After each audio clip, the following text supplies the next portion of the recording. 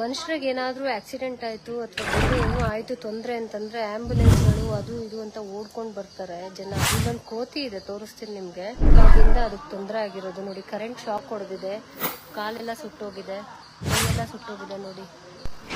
ಕಣ್ಣು ಕಾಣ್ತಿಲ್ಲ. ಅದು 2 ಅವರ್ಸಿಂದ ಹೆಲ್ಪಿಗೆ ಟ್ರೈ ಮಾಡ್ತಿದ್ವಿ, ಸಿಗ್ತಾ ಇಲ್ಲ. ಇದಾಗಿರೋಟೆ ಹತ್ರ PF ಕಾಲ್ ಮಾಡಿದ್ವಿ. PF ಅವರು ಅಲ್ಲಿವರೆಗೂ ಬರ್ಬೇಕಾ, 2 ಅವರ್ಸ್ ಟ್ರಾಫಿಕ್ ಅಂತ ಹೇಳ್ತಾರೆ. ಒಂದು ಜೀವಕ್ಕಿಂತ ಟ್ರಾಫಿಕ್ ಇಂಪಾರ್ಟೆಂಟ್ ಆಯ್ತಾ ಅವರಿಗೆ ಅಂತ.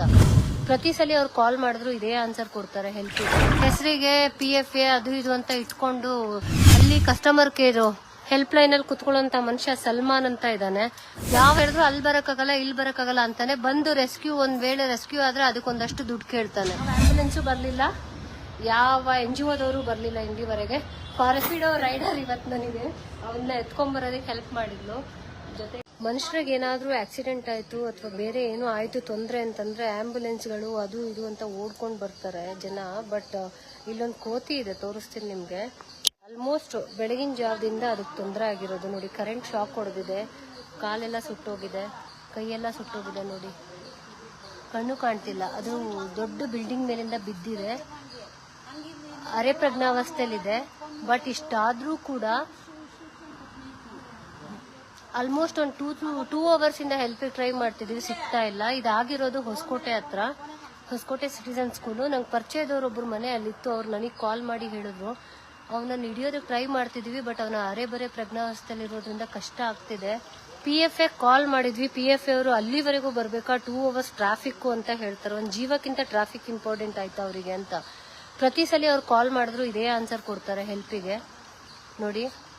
ಅದು ಒಂದ್ ಕಡೆ ಕುತ್ಕೊಂಡು ಒದ್ದಾಡ್ತಿದೆ, ಕೈಯೆಲ್ಲ ಬ್ಲಡ್ ಆಗಿದೆ, ಅದಕ್ಕೆ ಕೈಯೆಲ್ಲ ಸುಟ್ಟೋಗಿದೆ, ಕಣ್ ಬೇರೆ ಕಾಣ್ತಿಲ್ಲ ಅವನಿಗೆ. ಇದಕ್ಕೆ ಟ್ರೀಟ್ಮೆಂಟ್ ಕೊಡಬೇಕು, ಬಟ್ ನನಗೆ ಹಿಡಿಯೋಕೆ ಕಷ್ಟ ಆಗ್ತಿದೆ. ಈಗ ಒಂದು ಹೆಲ್ಪ್ ಟ್ರೈ ಮಾಡ್ತಿದ್ದೀವಿ.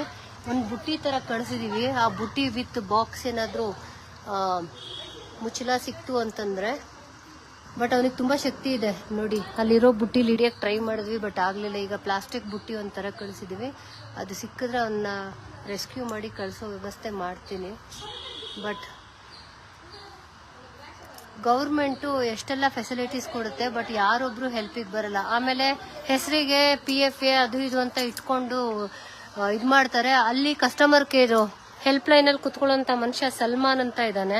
ಯಾವತ್ತು ಹೆಲ್ಪ್ ಕೇಳಿದ್ರು ಅಲ್ಲಿ ಬರೋಕ್ಕಾಗಲ್ಲ ಇಲ್ಲಿ ಬರೋಕ್ಕಾಗಲ್ಲ ಅಂತಾನೆ. ಬಂದು ರೆಸ್ಕ್ಯೂ, ಒಂದು ವೇಳೆ ರೆಸ್ಕ್ಯೂ ಆದರೆ ಅದಕ್ಕೊಂದಷ್ಟು ದುಡ್ಡು ಕೇಳ್ತಾನೆ ನೋಡಿ. ಎಷ್ಟು ಒದ್ದಾಡ್ತಿದೆ ಅದು ಬೆಳಗ್ಗೆಯಿಂದ. ಆಲ್ಮೋಸ್ಟ್ ನನಗೆ ಗೊತ್ತಾಗೋ ಹೊತ್ತಿಗೆ 3 ಅವರ್ಸ್ ಮುಗಿದೋಗಿತ್ತು. ನನಗೆ ಗೊತ್ತಾದ್ಮೇಲೆ 2 ಅವರ್ಸ್. ಲೋಕಲ್ ಫಾರೆಸ್ಟ್ ಡಿಪಾರ್ಟ್ಮೆಂಟಿಗೆ ಪ್ಲಸ್ ವೆಟರ್ನರಿ, ಆಮೇಲೆ ನನಗೆ ತಿಳಿದಿರೋಂಥ ಕೆಲವೊಂದು NGOಗಳಿಗೆಲ್ಲ ಟ್ರೈ ಮಾಡಿದ್ದೀನಿ, ಬಟ್ ಎಲ್ಲಿಂದನೂ ಇನ್ನೂ ಹೆಲ್ಪ್ ಬಂದಿಲ್ಲ ನೋಡಿ. ಅದು ಒದ್ದಾಡ್ತಿರೋದು ನೋಡಿ, ಕಣ್ಣು ಕೂಡ ಕಾಣಲ್ಲ ಅವನಿಗೆ. ಫಾರೆಸ್ಟ್ ಅವರು ನನಗೆ ಹೇಳಿ ಆಲ್ಮೋಸ್ಟ್ 1 ಅವರ್ ಮೇಲೆ ಆಯಿತು. ಅಟ್ಲೀಸ್ಟ್ ಇಲ್ಲಿರೋ ಲೋಕಲ್ಸಿಗಿರೋಷ್ಟು ಕರುಣೆ ಆದರೂ NGOಗಳವ್ರಿಗೆ ಇದ್ದಿದ್ರೆ ಈ ಪ್ರಾಣಿಗಳು ಹಿಂಗೆ ಒದ್ದಾಡೋದು ತಪ್ಪಿಸ್ಬೋದು ಅನ್ಸತ್ತೆ. ಸಿಕ್ಕಾಪಟ್ಟೆ ಒದ್ದಾಡ್ತಿದೆ. ಸಕ್ಸಸ್ಫುಲಿ ಅವನನ್ನ ರೆಸ್ಕ್ಯೂ ಮಾಡಿದ್ದೀವಿ. ಲೋಕಲ್ ಹೆಂಗಸ್ರೇನಿದ್ರು ಅವರಷ್ಟು ಜನ ಹೆಲ್ಪ್ ಮಾಡಿದ್ರು. ಅಲ್ಲಿ ಒಬ್ರು ಒಂದು ಹುಡುಗ ಕೂಡ ಹೆಲ್ಪಿಗೆ ಬರಲಿಲ್ಲ. ಯಾಕೆ ಹೇಳ್ತೀನಿ ಅಂದ್ರೆ ಸುಮಾರು ಜನನ ಕರೆದ್ವಿ ಅವನನ್ನು ಹಿಡಿಯೋದಕ್ಕೆ ಹೆಲ್ಪ್ ಮಾಡಿ ಅಂತ, ಯಾರು ಬರಲಿಲ್ಲ. ಕಡೆಗೆ ಮನೇಲಿದ್ದಂತ ಒಂದು 3-4 ಜನ ಆಂಟಿಗಳು ಬಂದು ನನ್ನ ಜೊತೆ ಅವನನ್ನು ಹಿಡಿಯೋಕೆ ಹೆಲ್ಪ್ ಮಾಡಿದ್ರು ನೋಡಿ. ಅವರೇ ಈ ಬುಟ್ಟಿ ತಂದು ಕೊಟ್ಟಿದ್ರು, ಪ್ಲಾಸ್ಟಿಕ್ ಬುಟ್ಟಿ. ಈಗ ಸದ್ಯಕ್ಕೆ ನಾವು ಗೌರ್ಮೆಂಟ್ ಹಾಸ್ಪಿಟ್ಲಲ್ಲಿ ಇದ್ದೀವಿ, ವೆಟರ್ನರಿ ಹಾಸ್ಪಿಟ್ಲಲ್ಲಿ. ಇದು ನಮ್ಮ ವೆಟರ್ನರಿ ಹಾಸ್ಪಿಟಲ್. ಡಾಕ್ಟರ್ ತುಂಬ ಚೆನ್ನಾಗಿ ಟ್ರೀಟ್ ಮಾಡ್ತಾರೆ ಇಲ್ಲಿ. ಡಾಕ್ಟರು ಎಲ್ಲೋ ಹೊರಗಡೆ ಟ್ರೀಟ್ಮೆಂಟಿಗೆ ಹೋಗಿದ್ದಾರೆ, ಅವ್ರು ಬರೋದಕ್ಕೆ ಅಂತ ಕಾಯ್ತಾ ಇದ್ದೀವಿ. ಸೊ ಇಲ್ಲೇ ಎಲ್ಲೋ ಪಕ್ಕದಲ್ಲೇ ಇದ್ದಾರೆ, ಅಲ್ಲಿ ಟ್ರೀಟ್ ಮಾಡ್ತಾ ಇದ್ದಾರೆ. ಅವ್ರು ಬಂದ ಕೂಡಲೇ ಇವನಿಗೆ ಟ್ರೀಟ್ಮೆಂಟ್ ಶುರುವಾಗುತ್ತೆ. ಆ್ಯಂಡ್ ದಿಸ್ ಈಸ್ ಪ್ರಜ್ಞಾ ಆಪತ್ ಬಾಂಧವಿ ರ್ಯಾಪಿಡೋ ರೈಡರ್ ಇವತ್ತು ನನಗೆ ಅವನ್ನ ಎತ್ಕೊಂಡ್ಬರೋದಕ್ಕೆ ಹೆಲ್ಪ್ ಮಾಡಿದ್ಲು. ಜೊತೆಗೆ ನನ್ನ ಹತ್ರ ಇವತ್ತು ಗಾಡಿ ಇಲ್ಲ, ಸರ್ವಿಸಿಗೆ ಬಿಟ್ಟಿದ್ದೆ ನೋಡಿ. ಇಲ್ಲಿದೆ ಅಣ್ಣ. ಬೇಬಿ ಹಾಯ್ ಮಾಡೋ.